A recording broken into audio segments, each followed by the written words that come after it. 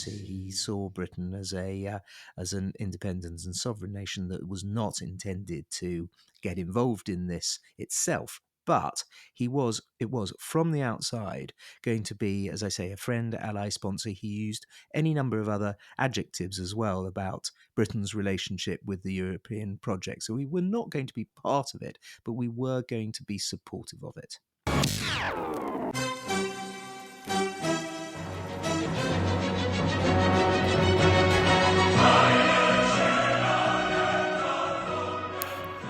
Sir Nicholas Soames, the grandson of Winston Churchill, claimed during the 2016 referendum on Brexit, quote, that the last thing on earth Churchill would have been is an isolationist.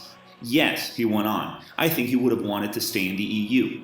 On the other hand, David Davis, the leading pro-Brexit politician, argued that this vision of Churchill as a Remainer was in, quote, defiance of history.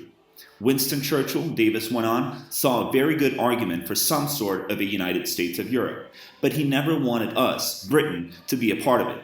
That is the key point. Now, as part of Uncommon Decency's biographical series on giants of European history, we felt we couldn't shy away from covering Churchill, having covered Napoleon, Henry Kissinger, and others. Now, Churchill's passionate plea for a United States of Europe has been duly acclaimed by historians, but just what place did he envision the UK taking in that post-war European order? To answer that question, we are joined by historian Andrew Roberts, who has written Churchill, Walking with Destiny, a best-selling biography of the former Prime Minister. In addition, Mr. Roberts hosts the Hoover Institution's Secrets of Statecraft podcast. Now, as always, please rate and review Uncommon Decency on Apple Podcasts or the platform of your choice, and send us your comments or questions either on Twitter at undecencypod or by email at undecencypod@gmail.com. And if you're feeling generous, please consider supporting the show through Patreon at patreon.com/undecencypod. Now, enjoy the show.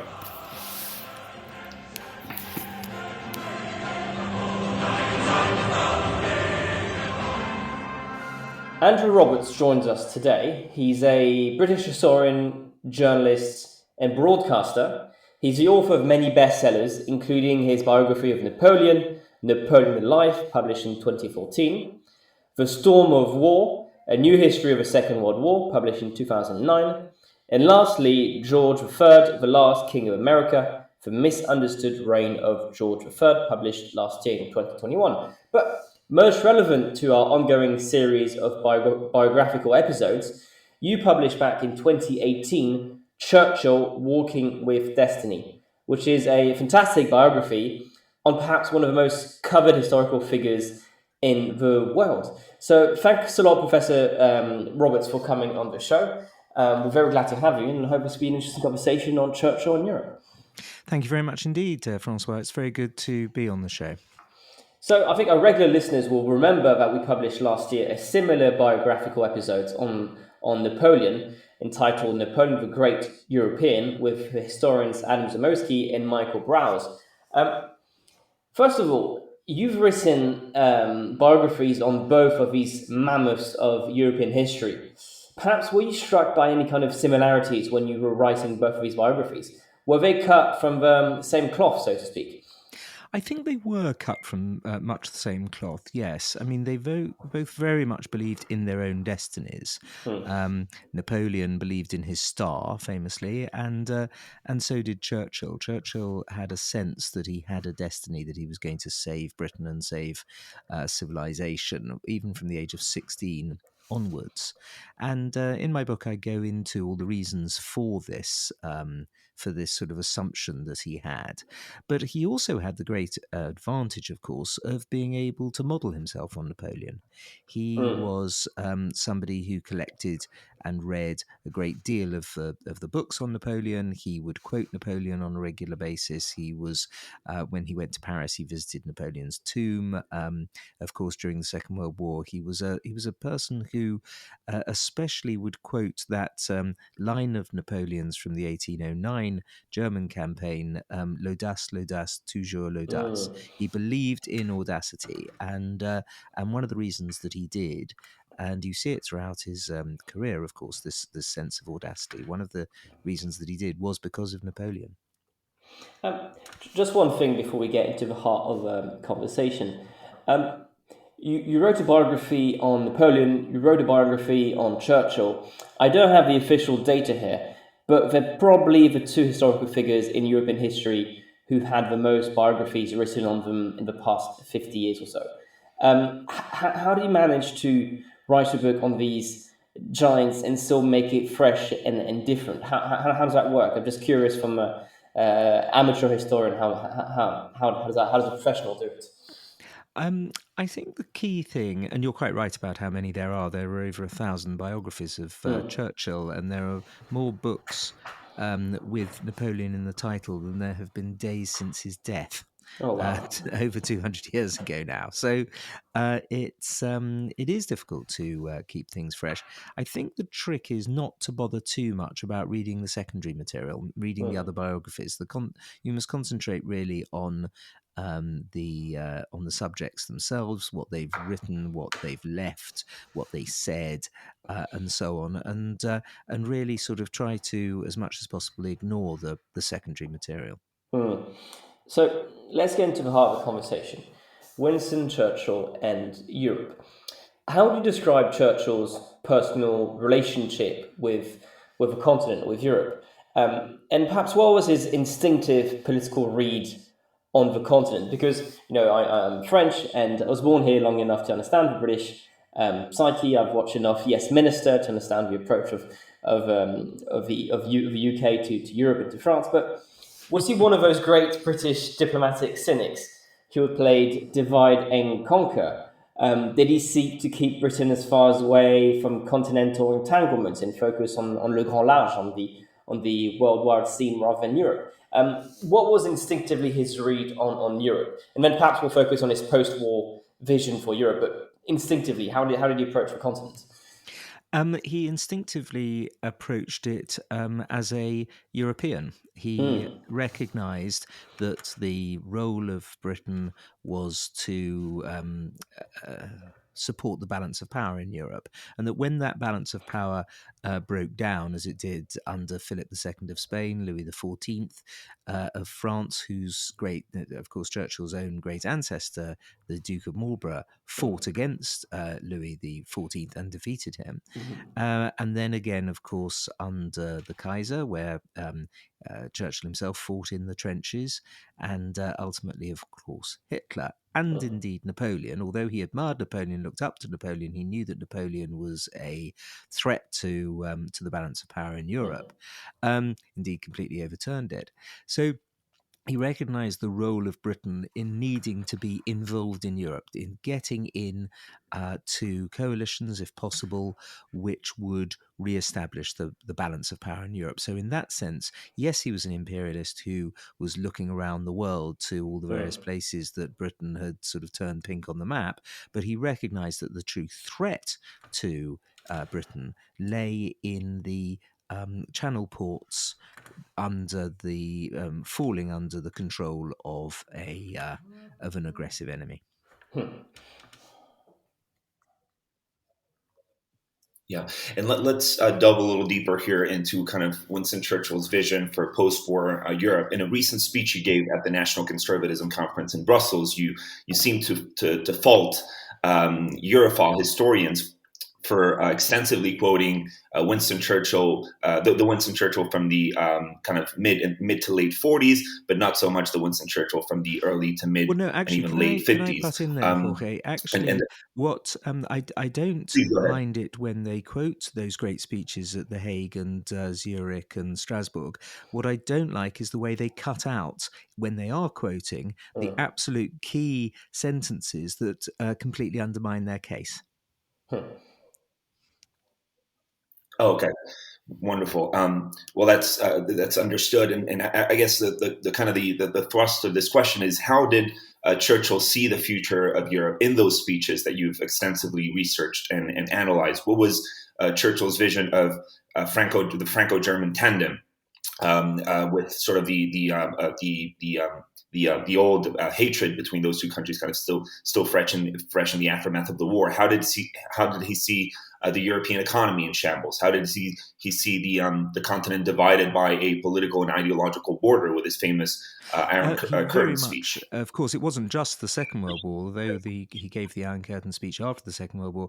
It was the fact that there had been two Franco-German wars that had sucked in the whole of Europe and ultimately the world.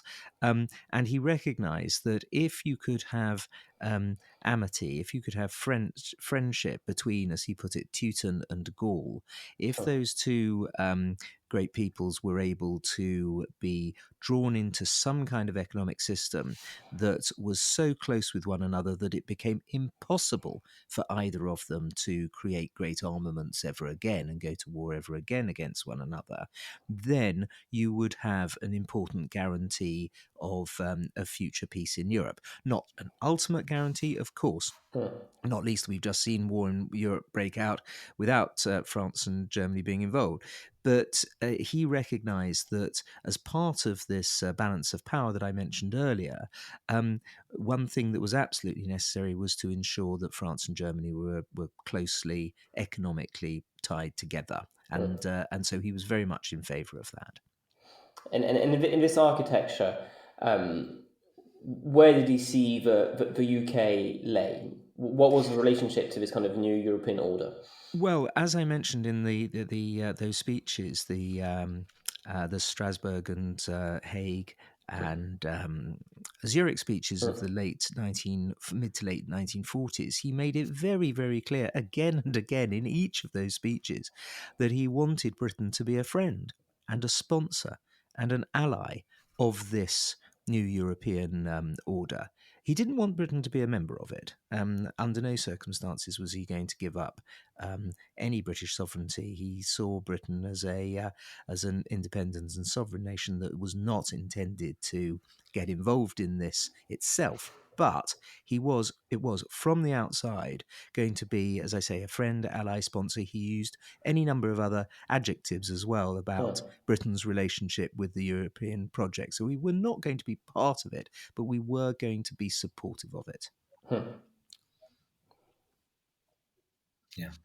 And fast forward to the Brexit debates, and one of the more befuddling things to watch as the debate unfolded for a non-British audience was that both sides of that referendum, both the Leave and the Remain camps, seemed to claim a part of Churchill's kind of legacy and a part of his kind of geopolitical Yes, I mean, thoughts. sorry, just again to butt in. I think the Remain side did it as a sort of false flag operation because they knew perfectly well that the Leave side had Churchill on their side, and so in order to try to negate that, they came up with a whole load of completely ludicrous arguments about how Churchill would have been a Remainer. Yeah, yeah, and precisely to delve a little deeper in that, in 2016, the historian Felix Claus published Churchill on Europe: The Untold Story of Churchill's European Project, where he argues pretty forcefully that Churchill would have backed Remain, which you claim is not the case. Where do you stand on this? Well, I I mean, can love you Felix. elaborate a little bit He's a great chap. He's a on this? highly impressive young man. He's a fine politician, good historian, apart from this subject where he gets it completely and ridiculously wrong. I've debated him. In fact, I've debated him in the chamber in Zurich, at Zurich University, where Churchill gave that great speech. I mean, it's really just impossible to read those speeches and to see the remarks that Churchill makes and also think that he would have been in favour of Britain actually joining the European project. He speaks very openly about how America, Russia, and Britain must be outside it. He states again and again that America and Britain have a special relationship with one another, a term that he himself made up and invented in the Harvard speech in September 1943.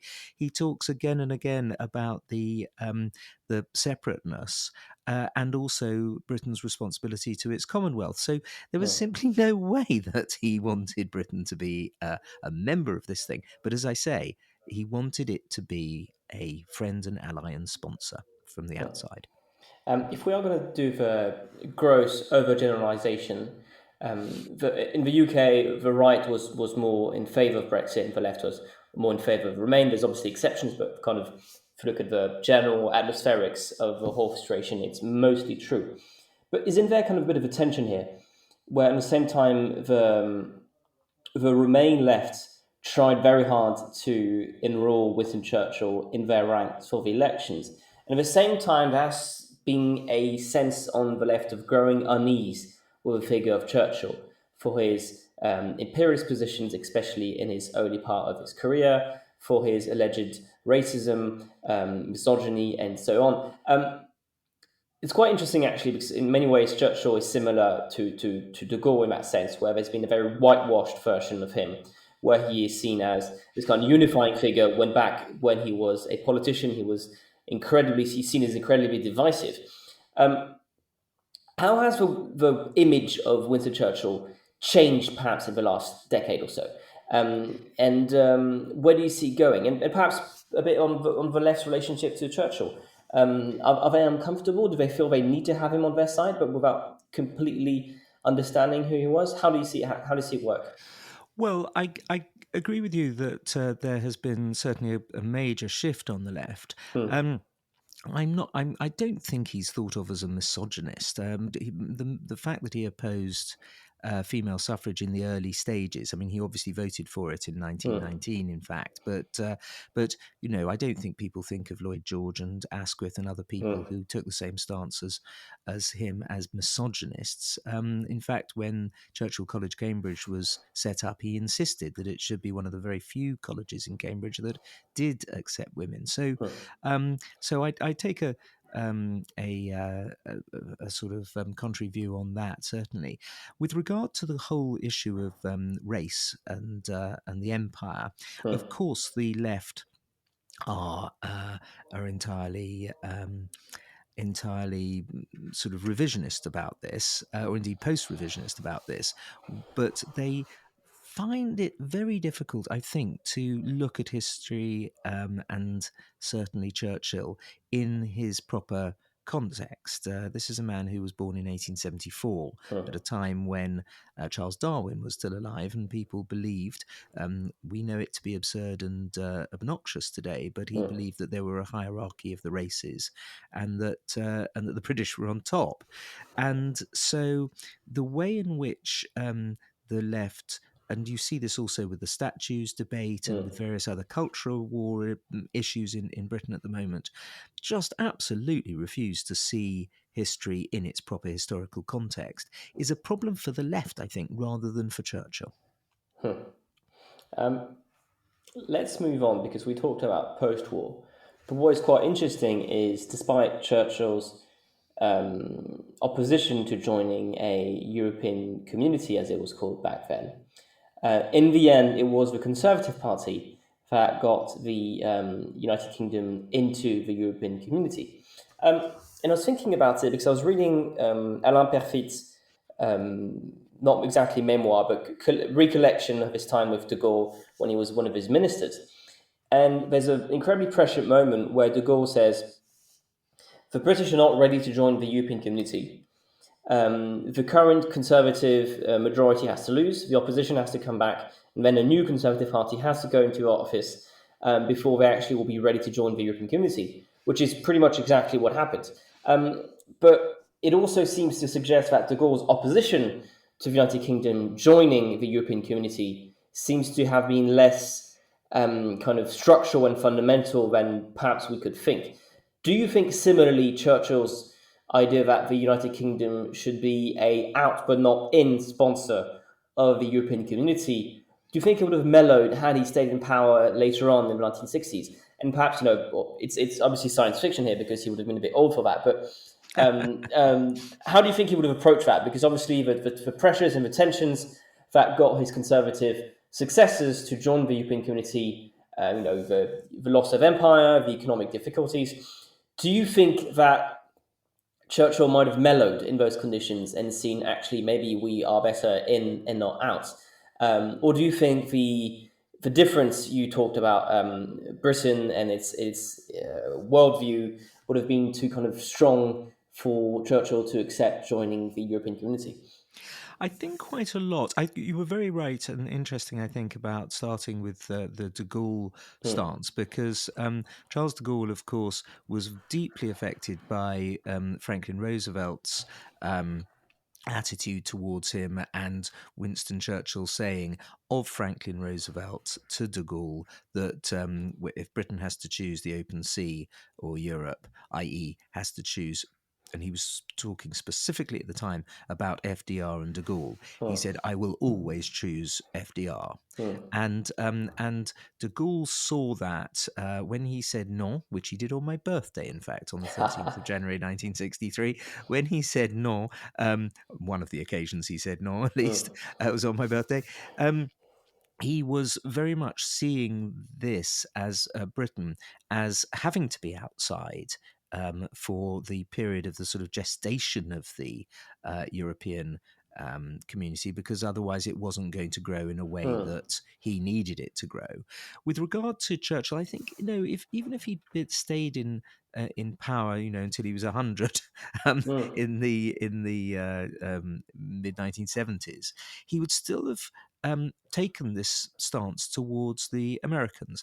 Now, what might have happened, and what in a sense did happen, was that the Americans pushed Britain towards joining the European Union. It was a mistake, I think, ultimately and strategically for them to have done that, and we only managed to sort of get away from all that in 2021. But it was a really part of, and Henry Kissinger talks about this interestingly, it was part of American policy to try to push Britain into the European Union.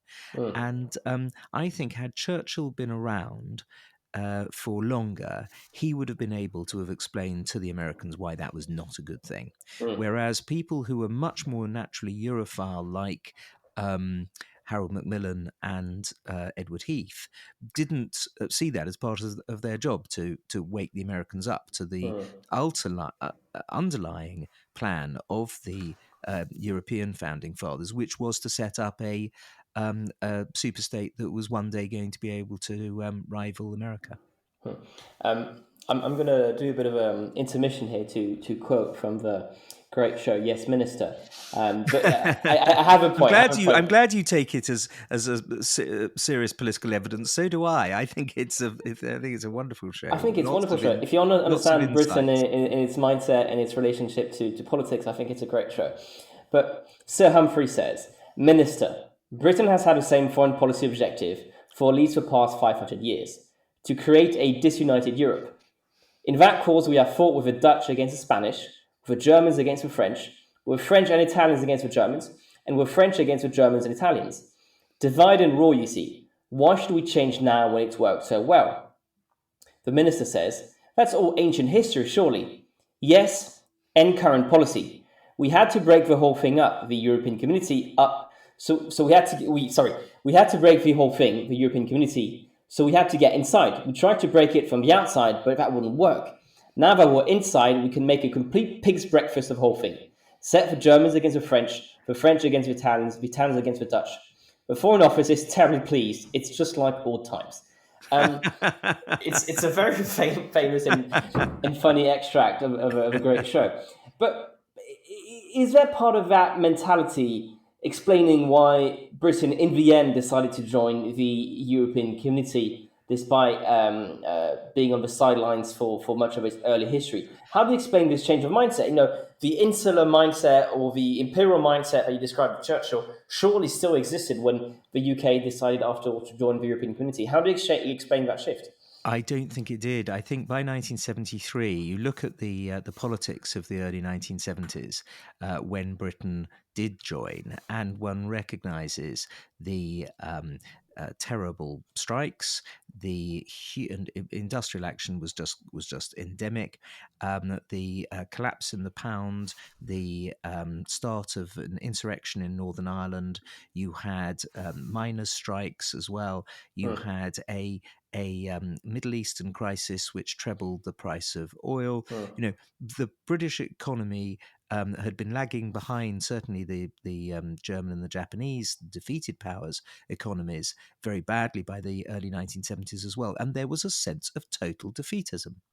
The whole, with regard to what was going on, obviously with the special relationship, that was ruptured partly because Ted Heath didn't get on with LBJ, and also because of Vietnam, where we didn't get involved, and quite rightly, obviously. So all in all, you had a massive sense that we were going to drop out of being of the second tier of countries in the world in the 1970s, and that one of the ways to try to avoid that was to take this enormous leap in the dark and join the common market, as it was called then. What actually was the thing that saved us from dropping out of the second league of countries was Margaret Thatcher at the end of that decade. It wasn't joining the EU in 1973. Let's focus on Churchill's special relationship with France, of all places. So I was reading your biography the past week, and I'm actually quite struck to see that some of his heroes were Napoleon, Joan of Arc, who obviously were flamboyant French foes of Her Majesty throughout the past 1,000 years. So I was quite struck to see that his wife is also very much a Francophile, like Churchill. I believe his parents were married in France. I'm not completely sure about that, but I believe that is true. And there's even some rumors that might have been conceived in Paris, so who knows. They were married in the British Embassy in Paris, so it's yes, it's physically in France, but legally part of Britain. Okay, that's an important distinction. He's a famous Francophile. He would sometimes write in French to his wife Clementine. He spent many months holidaying in France, especially after World War II, where he was a bit of a hero and welcome everywhere. But he also, in more substantial terms, he had this kind of political sympathy for France. You talk about how even pre-World War I, he had this great admiration for the French army. And during World War II, once it became clear that the Germans really had the upper hand on the French army, he explored the idea of merging both countries. And yet, Churchill was obviously a proud British imperialist. And in France, he is also known as the man of Mers el-Kébir, when he decided that the Royal Navy should sink the French fleet to avoid the possibility of Nazi Germany potentially laying its hands on the French Navy. How would you describe Churchill's relationship with England's oldest rival?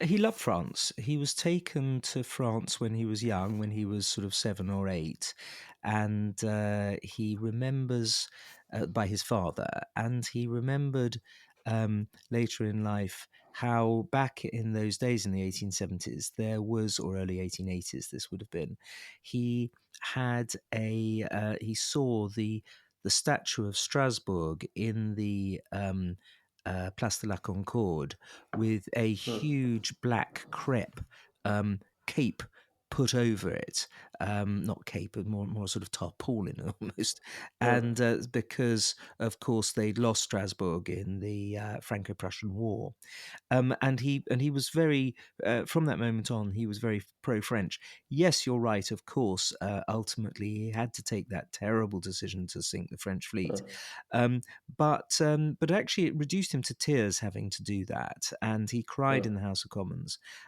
when he had to announce it. He loved France and her people.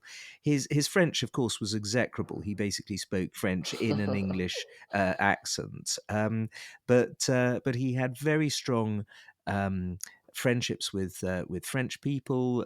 It was a Frenchman who essentially taught him how to paint. One of his greatest heroes of his life was Georges Clemenceau, and he was a true Francophile in British politics, which an awful lot of British conservatives were not. Hmm.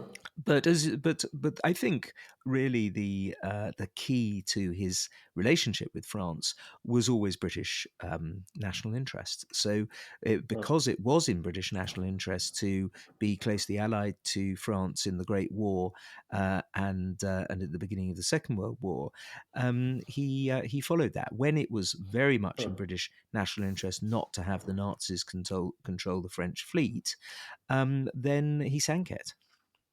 Hmm. I want to focus on one special moment of World War II, which was this incredibly ambitious project.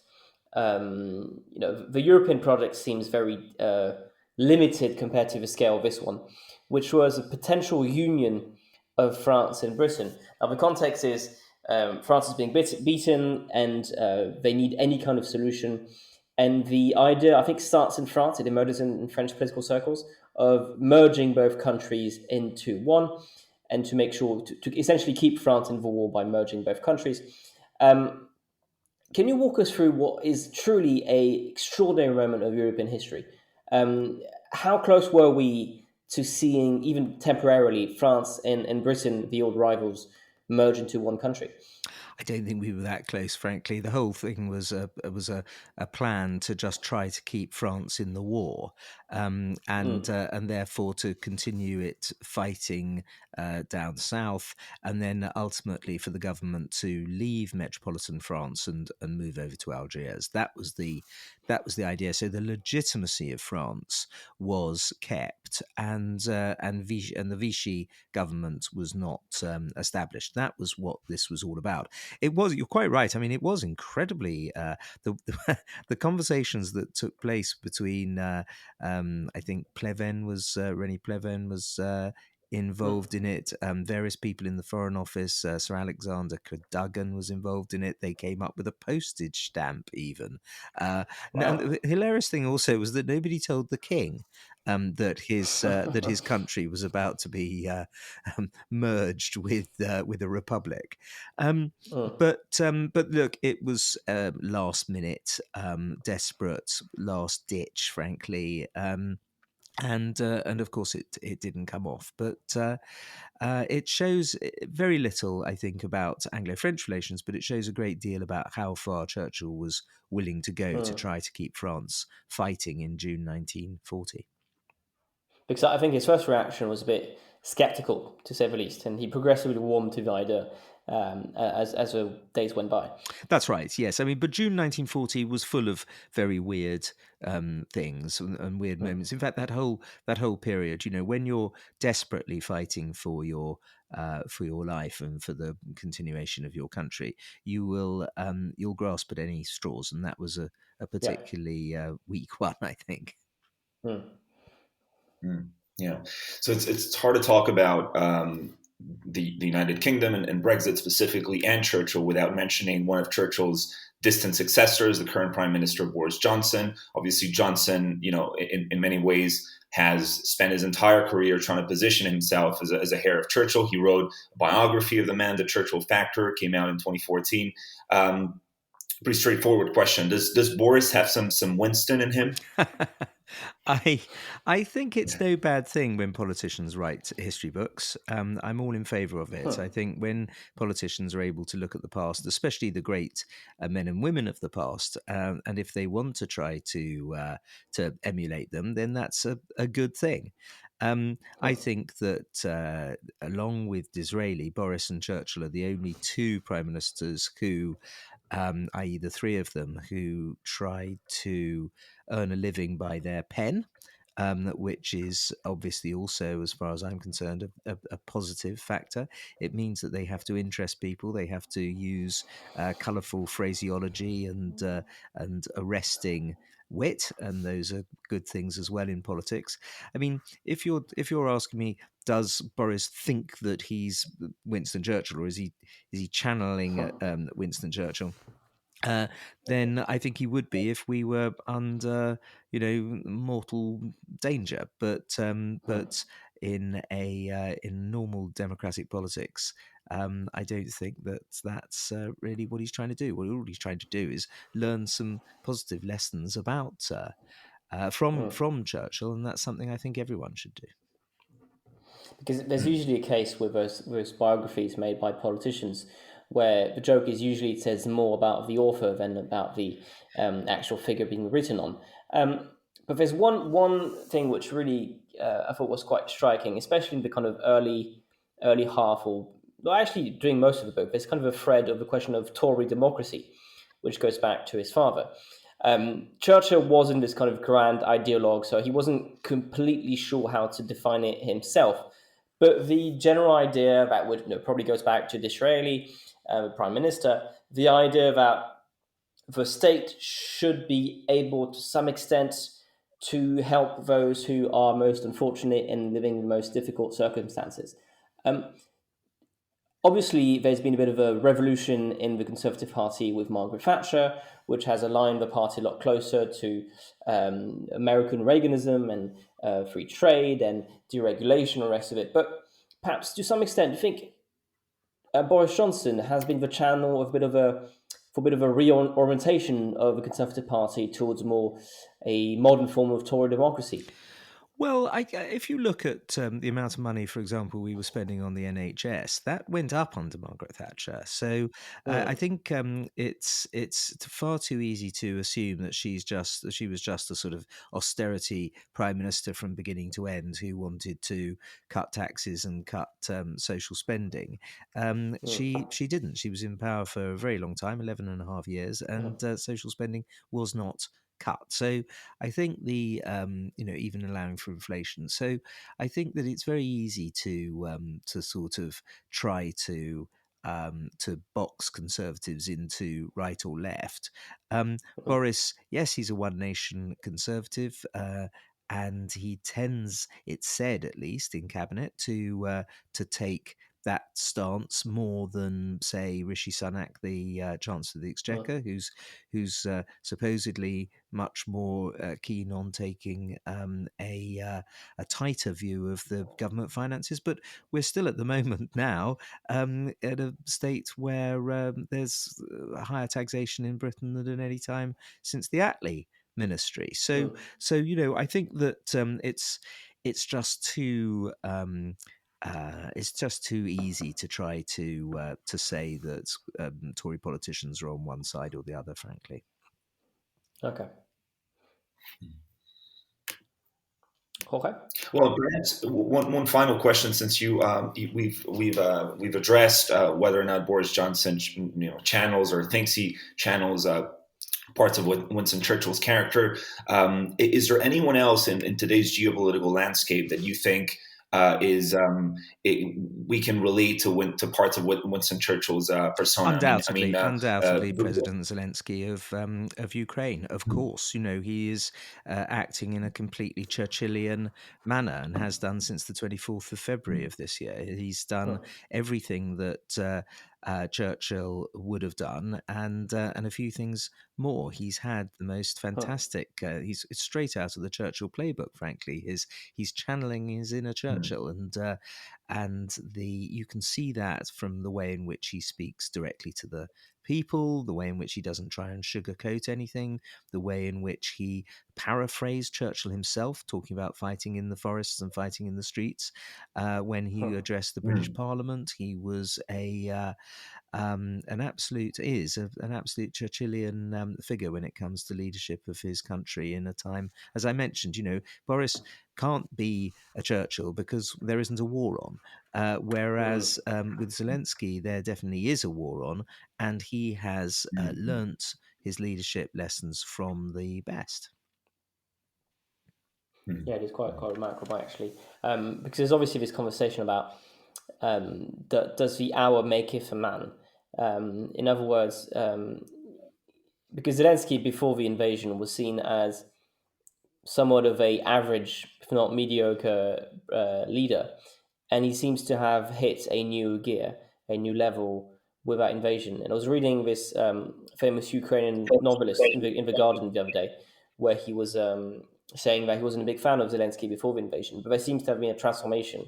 And whether that's something we will have in us capable of being tapped in those difficult moments, or whether it is reserved to a few single individuals. is an interesting Well, that's also true of conversation. Churchill. Remember, an awful lot of people couldn't stand Yeah. him, especially in the Conservative Party. But when he started showing his great leadership qualities in 1940, they rallied round him.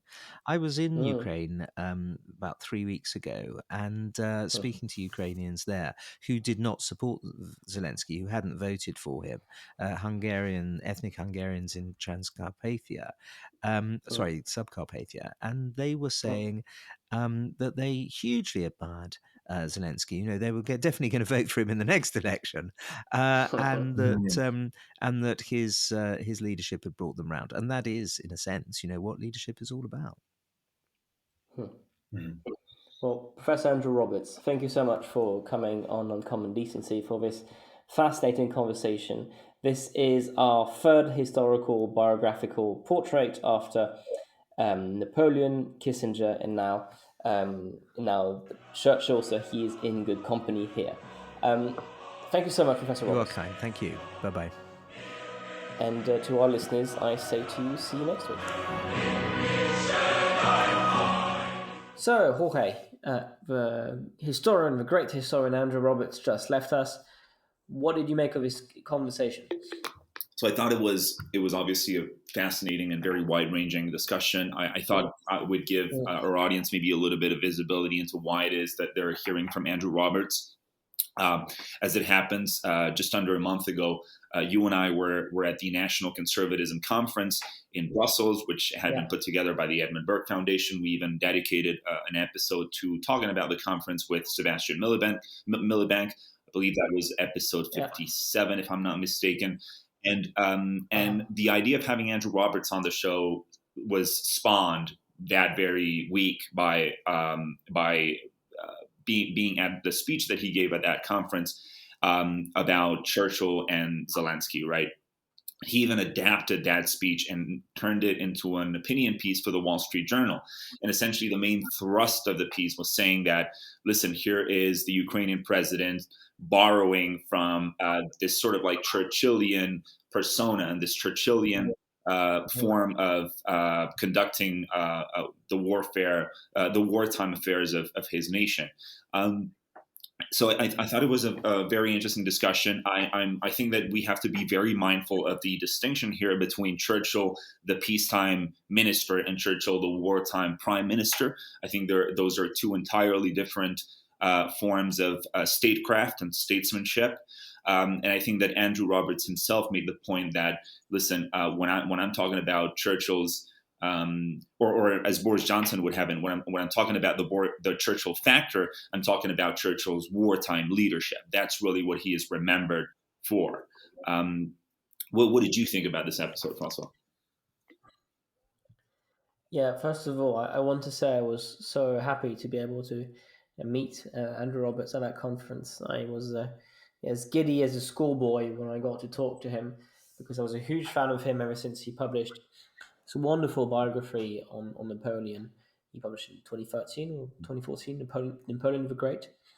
And I was amazed to read such a positive biography on Napoleon from a Englishman, which is, I think, a point we made back in our podcast on Napoleon the Great European, where we're kind of marveling at the fact that most of the positive biographies on Napoleon in the past few years actually have been published in England, of all places. The Old Enemy. But so I got to meet with him, and I told him I read his book until Napoleon reached Moscow in 1812, where the energy to finish the end of the book just couldn't keep up. And obviously someone had spoiled me the end of Napoleon, and I didn't quite like it. So I had to stop in 1812. Apart from that, I thought his book on Churchill is really thorough, really interesting. So many little anecdotes on how he was kind of handling his finances, his alcohol, and the rest of it. He's a fascinating character. I think the reason we did this episode, though, is apart from the fact we bounce into him in Brussels and the character that he is he has a kind of interesting position in the conversation on Europe. Obviously, around Brexit, all sides were wrestling to have Churchill on their side, so to speak. I think David Cameron said that he would have been a Remainer if he was still alive. Nicholas Soames, the grandson, of Churchill, argued that he would have been a European, that he would have opposed isolationism. People like David Davis said, you're getting it wrong. He liked Europe, but he thought that the United Kingdom was outside of it. The United States of Europe is a great project, but the UK should be outside of it. So it's interesting to have this conversation. Now, obviously, it's no secret that our guest today ended up backing Leave back in 2016. But I think he makes a good case for the why Churchill. I'm not sure the words Brexiter or Remainer have much sense in a kind of 20th century context, but I think he definitely saw Britain as an entity outside of Europe, or kind of in and out at the same time. And I don't think anyone in the 1950s could have imagined what the EU is nowadays. It's kind of large entity with a lot of supranational elements included into it. I don't think anyone could have imagined what it would have meant in 1950, what the EU would be in 2020. So there's a very interesting conversation, and there's a lot to pick on, because we are doing these profiles of different characters. We did Napoleon, of course. We did Henry Kissinger. We've got many others in the work, maybe Konrad Adenauer and a few others. So if you have if our viewers have any recommendations of different historical figures we could do, please let us know. We're always on the lookout for such episodes. But why Churchill is interesting is he is sometimes kind of described as one of the founding fathers of modern Europe because of his speech on the United States of Europe. But I think in this case, what might be a little more precise is maybe the founding uncle. Someone that isn't exactly within the nuclear family, just slightly outside, but also somewhat part of the family. I don't know. It's an interesting relationship with Europe. Yeah, absolutely, and Roberts really makes a very important distinction in that speech and in that opinion piece for the Journal, where he faults what he calls Europhile historians for selectively quoting from Churchill's speeches. He says, they quote only those parts of Churchill's speeches that show a very pro-Europe kind of facet to Churchill's thinking, and refrain from quoting those parts of his speeches that are more kind of that are more sovereignist or sort of in favor of an independent Britain in a Europe of nation states. So I thought that was an interesting distinction, and we will link in the episode show notes. We will link to both the piece and to Andrew Roberts' podcast. Yeah. One thing I wanted to add, as we were preparing for this episode, I obviously read his book or rest of it, but I also did a bit of background research on Andrew Roberts, and I came across an old Guardian article on, I think it was a profile of him in kind of early to mid 2000s. Well, I discovered that he was briefly in his teens a Trotskyite before becoming a fan of Margaret Thatcher. And I thought how extraordinary that in the matter of like 2 years, he had the political evolution that you sometimes see for an entire political career. Which actually is interesting, because for one point where he pushed back the most against us was when we talked about Margaret Thatcher. And we talked about the realignment of a party that Boris Johnson seems to have initiated, the kind of turning away from a kind of more Thatcherite party, which was much more positive on deregulation, for example, and much more careful about government intervention and government spending. And it was interesting to see he kind of pushed back, because I think he remains a huge fan of Margaret Thatcher, and he doesn't believe that the portrayal of her has been fair. The kind of Reaganite vision of her as being the kindred soul that wants to deregulate and cut down the state has been a bit exaggerated for the time. I was just interesting to see that he was most defensive at that point. Okay. Just a few words to all of our listeners before we wrap up. This is going to be the penultimate episode of this season. We'll be releasing one next week on the French election once we get the results of the runoff. So stay tuned for that. But we just want to let you know we're going to end this season maybe a little earlier than we might have liked, because I think you might even be able to hear it from my voice. We're a bit tired, Jorge and myself.